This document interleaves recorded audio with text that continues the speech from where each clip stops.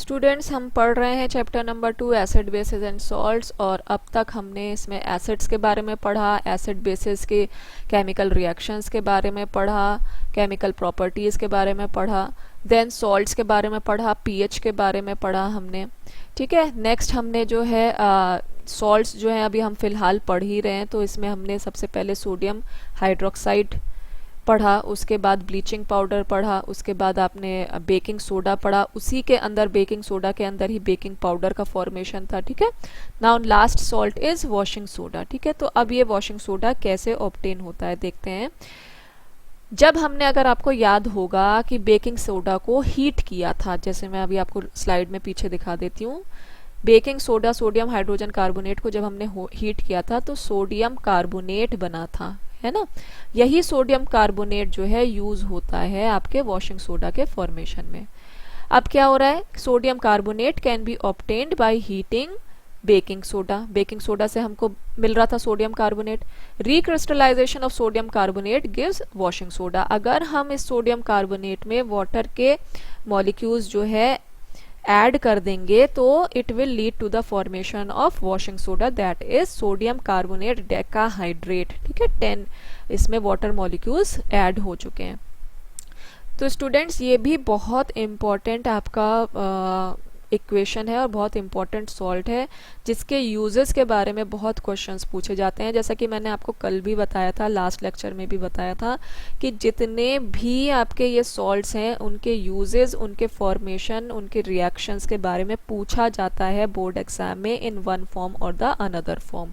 ठीक है, तो आप ये देखो, ये क्वेश्चन कैसे पूछा जा सकता है। ये ऐसे पूछा जा सकता है कि सोडियम क्लोराइड से आप कैसे ऑब्टेन करेंगे वॉशिंग सोडा। तो अगर आप पीछे जाएंगे तो देखिए, बेकिंग सोडा वाली इक्वेशन आ गई यहाँ पे। सोडियम क्लोराइड से हम ऑब्टेन कर रहे हैं इसको। सोडियम क्लोराइड से सोडियम बाइकार्बोनेट बना या हाइड्रोजन कार्बोनेट बना, that is baking soda. Baking soda को जब हमने हीट किया तो हमें सोडियम कार्बोनेट मिला।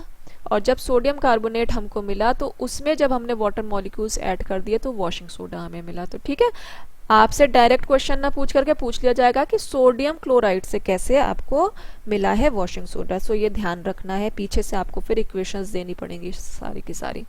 अब हम देखते हैं कि वॉशिंग सोडा के क्या क्या यूजेस हैं, बहुत इंपॉर्टेंट है। तो ये ग्लास, सोप और पेपर इंडस्ट्री में यूज़ किया जाता है। ये मैन्युफैक्चर बोरैक्स को बनाने में यूज़ किया जाता है। इट इज़ यूज हम लोगों के घरों में क्लींजिंग एजेंट के यूज़ में वॉशिंग सोडा को यूज़ किया जाता है। और permanent hardness of water, water का जो हार्डनेस होता है उसको रिमूव करने के लिए वॉशिंग सोडा को यूज़ किया जाता है।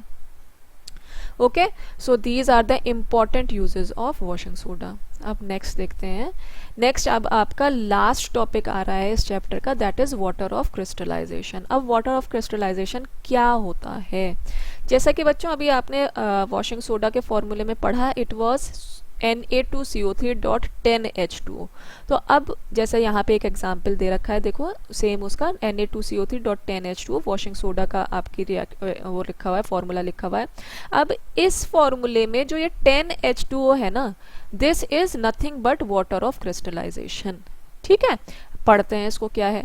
Water of crystallization is the fixed number of water molecules present in one formula unit of a salt.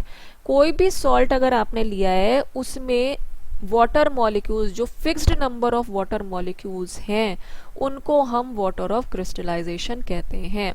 जैसे कि एक एग्जाम्पल यहाँ पे अभी हमने पिछली स्लाइड में पढ़ा, विच वॉज वॉशिंग सोडा का एग्जाम्पल, दैट वाज Na2CO3.10H2। अब इसमें कितने फिक्स्ड मॉलिक्यूल हैं एक फॉर्मूला यूनिट ऑफ सॉल्ट में? 10। सो water of crystallization for sodium carbonate is 10 water molecules. Okay, in the similar manner copper sulfate, अगर हम hydrated copper sulfate का formula देखें तो it is CuSO4.5H2O. In this case 5 water molecules are present in one formula unit of copper sulfate. So what is the water of crystallization? It is 5H2O is the water of crystallization. Now next point देखते हैं, इसमें क्या है, copper sulphate crystals which seem to be dry contain water of crystallization. अब जो हमको copper sulphate के जो है क्रिस्टल्स हमें देखने को मिलते हैं, वो जो है हमको सूखे सूखे नज़र आते हैं, है ना, ड्राई क्रिस्टल्स नज़र आते हैं। बट वो ड्राई है लेकिन उनके अंदर कुछ वाटर मॉलिक्यूल्स जरूर रहते हैं, and that is in the form of water of crystallization, that is 5H2O.